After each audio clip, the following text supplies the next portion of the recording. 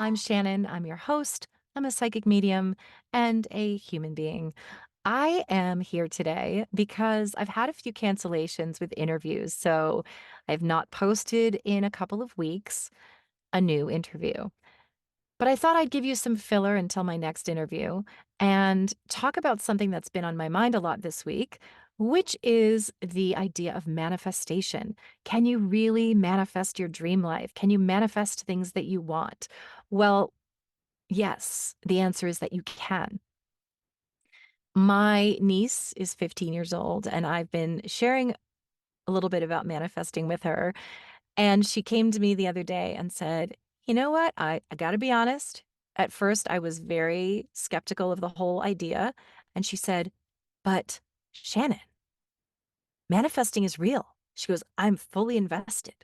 And she started to tell me a story about something that she manifested and how the next, like right after she manifested things being cool with her and this person that she had a weird encounter with at school, she's like, I just was like, I just want us to be friends and show me this sign and, let me know that everything's cool. And she's like, let him text me. And she's like, literally, I woke up the next morning. He never texts me or he never Snapchats me or whatever. She's like, the next morning, there was my sign. He had texted me for the first time ever, and everything's great. And so she's been on this sort of track of I can put my vibration, I can make my vibration higher, I can attract these things into my life.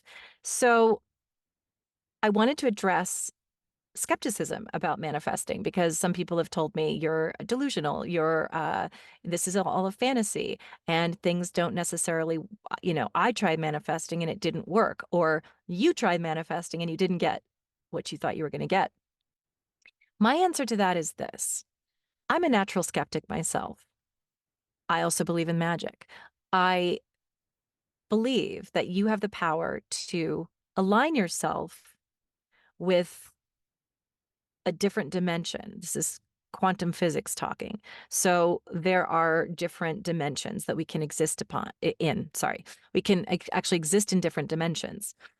It's sort of a choose your own adventure. So, for example, you're like, well, if I'm manifesting a relationship with a certain person, don't they get to have don't they have free will? The idea is that there is a dimension in which, let's say, you two are not dating. There is a dimension in which you are dating. There's a dimension in which, they are living in another country. And so you are not close to each other. There's a dimension in which you live close to each other. And all you're doing is sort of aligning yourself with that possibility, that other dimension. You're not actually affecting their own free will. You're just choosing a timeline in which their free will aligns with yours. The other part of this is that what you're manifesting ultimately, I believe, has to be in your highest and best good. Unless there's a lesson that you need to learn, in which case you can still have that experience. You might just find that instead of the outcome you wanted, you actually got a really important life lesson. So sometimes you will manifest something and it doesn't work out the way that you thought. But you'll soon see that it's all unfolding and conspiring to give you exactly what you want, just not the way that you expected it. So there is an element of having to be very open-minded and open to receiving what the universe has in store for you. So that's why when we manifest this or something better. So you might think that you want a particular job, right? So I want to be the vice president of project finance at ABC company. And you can manifest that and you can get that job and you can find out that the boss is a toxic personality or they're overworking you or they're underpaying you. So you can say, ideally, I would like to be VP of project finance at ABC company because I want to have this kind of a role in a company. I want to be influencing. I'm passionate about finance. I'm wanting to bring my skill set to this company so that I can shine my light and my gifts in this capacity. So the more important thing is to say, I want this job at ABC company or something better. Here here are the things that I actually want. And you need to get very specific about it. How much do you want to make every year? What's your salary? What does it look like? What does it feel like? Do you want to be working from home? Do you want to be sitting behind a desk? Do you love the community of working in an office? Be very specific about what it is that you want and what you want to feel, and focus on meditating on what does it feel like to be in this environment? What kind of people do I want around me?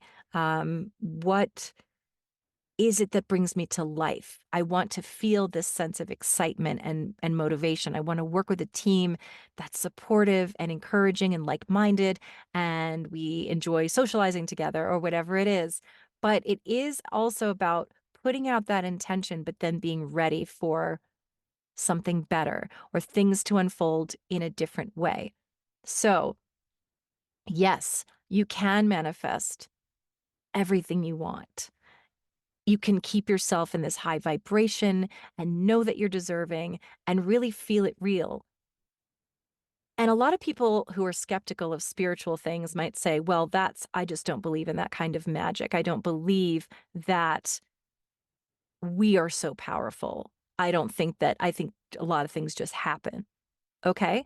Well, even if you aren't a spiritual person, just the fact that you are putting your focus on something that you want, don't you notice that if you are in the market for like, okay, I want a a Tesla. I want to drive a Tesla. Suddenly you look around and everywhere you go, you start to see Teslas because your attention is on that thing. You've been thinking about it and now you're noticing it all around you. Well, from a spiritual perspective, you can say that's called birds before land, where you're noticing it because the universe is giving you signs that it's coming to you. If you're not spiritual, that's okay too. You can look at it as it's on my mind, and therefore I'm open to noticing where there are Teslas available. Same thing as job opportunities or relationships. If you are in a state where you're like, look, I am ready to be in a committed relationship, well, then you're going to start to be more in tune with and aware of opportunities to meet people who are available for committed relationships. If you're looking for that Tesla and you're like, but I don't know if I can afford it, but I'm open to the possibility of somebody saying, you know what? I have a Tesla. I don't like it. I have loads of money, and therefore I just want someone to take it off my hands for a lower amount of money. I have a friend who manifested, she knew what she wanted, she knew what she wanted her house to look like exactly. But she was like, I mean, I don't have the money for something like that. And uh she was a dog walker for for this family, and they said, come look at this place that we have to live in. And she said, I can't afford that. It's in it's the most expensive area in LA. It's not going to be something I can afford. They said, just come and look at it. And she's like, okay, but I can't afford it. Well, they said, you know what? This has been our family home for years and years. We just want someone we can trust to take good care of it. We'll give it to you for, I think, like half of what they would have normally charged. So now she gets to live in this beautiful house, and it's her dream home, and it's gorgeous. It's just that intention. It's setting that intention and letting the universe know I am open to receiving this. I love myself. I know I'm deserving of it. So, what might be some blocks to receiving manifestation? So, people say, well, I did it and it didn't work. The key is you have to be in the right vibrational state. You might have blocks, these inner voices that tell you, well, I don't deserve that. I couldn't possibly have a house in the hills. How could I afford that? I don't have the kind of money. It can be programming from childhood. It can be, well, I grew up poor, therefore I'm never going to have, I don't know what it's like to live in a house. I'll probably never have that house. It might be, I want a relationship, but honestly, I don't really like a lot of things about myself, or I'm insecure, or I was told by a parent that I wasn't wanted. So manifestation goes a lot deeper than just saying, I'm going to have this thing. When I first read The Secret back whenever it first came out, I thought it was ridiculous. I was like, you can't just say you want something and then like that's going to happen. It just seemed a little too easy, but that's before I really delved into this topic further and realized that there's so much deprogramming we have to do to get rid of these limiting beliefs that we have. And an important part of that is not to tell people about your manifestations, because there will be people that will not be supportive, that will tell you you're delusional, that will tell you it's all a fantasy, that will tell you you need to come back to reality or that's not possible. And that therefore further limiting your beliefs. So it's very important to hold that faith, keep it to yourself. If you want to share it with someone you know is always on your team and always going to be supportive of you. But more importantly, it's really about the inner work. It's about sort of reprogramming your mind by repetition. So affirmations alone, they're great. I am worthy. I am lovable. I am special. I am always chosen. I always get what I want. Um, Money flows to me like water. I am energetically a magnet for money. These things are great. But if you, in the back of your mind, you're thinking, yeah, I mean, those are just words. It's not, your affirmations will not be as powerful. So the inner work begins in really hearing those voices and saying, thank you. You're no longer serving me. And I now choose to release you. And then when you're saying your affirmations, closing your eyes, feeling it real. I am so lovable. What does that feel like? What does it feel like to be loved and chosen and to feel like you are just admired and loved and cherished and respected by the person that you love, for example? What does it feel like to look in your bank account? Imagine it. Don't just say, I have money. I have a lot of money. You look at in your mind's eye, visualize or feel it if you're not a visual person. Imagine every time you go to check your bank account, there's this certain amount of money there or more. There is, what does that feel like? Oh, what relief. What a relief it is to look and to know that I'm secure, that I'm out of debt, that I have so much money coming to me that I don't ever have to worry. I can relax and really feel that sensation. So you want your mind, your soul, your body to be the person that you would be if you had the secure relationship, the secure job, the secure financial situation. Um, and that's the difference is yes, you may acknowledge that you have some limiting beliefs, and then you can say, thank you. I'm now replacing that with a new belief. And the more you repeat that belief, doesn't matter, you do it every day. I do it while I'm driving, just out loud. I put on some high vibe music. It's about raising your energy. The universe wants you to thrive. The universe, God, your spirit guides, your spirit team, they want the best for you. They are cheering for you from the sidelines. It's we who get in our own way. We think I'm not able to do this. We think I'll never make it. I'll never make enough money because I have evidence to prove that, because I've never made that kind of money before. I have evidence because everybody I date turns out to be married or turns out to be unavailable or dumps me or cheats on me. But what we forget is that we do have a say in this. Perhaps all of these people we've chosen are married or unavailable or reject us, because that's the story we've been telling ourselves, that I am not lovable. I am not worth sticking around for. So we really need to reverse these old ways of thinking and these old habits of limiting beliefs, because we do it to keep ourselves safe. We're afraid to shine. We have this deep fear that we are not enough.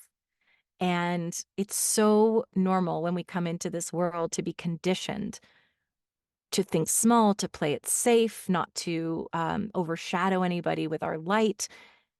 And we have to then remember who we are, that we are all these beautiful beings of light. We are all part of source and God energy.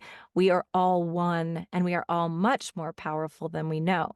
So, can you manifest your dream life? Absolutely. It doesn't mean that hard things won't happen. It doesn't mean people won't die. It doesn't mean that we won't get sick or that people in our lives won't leave us or we won't have painful breakups. But that's also part of our soul contract to some degree. Some of these things our soul chooses ahead of time. Some of these things we do have free will in. We can make choices that can bring us less pain. But some things just happen because they were going to happen. And we were going to have this experience. Don't let that discourage you. It doesn't mean that your manifestations are failing. Stay on track, because what you don't see is that behind the scenes, the universe is conspiring to help get you, in the words of the Rolling Stone, you might not get what you want, but you just might get what you need. I probably quoted that wrong, but from you can't I can't get no satisfaction.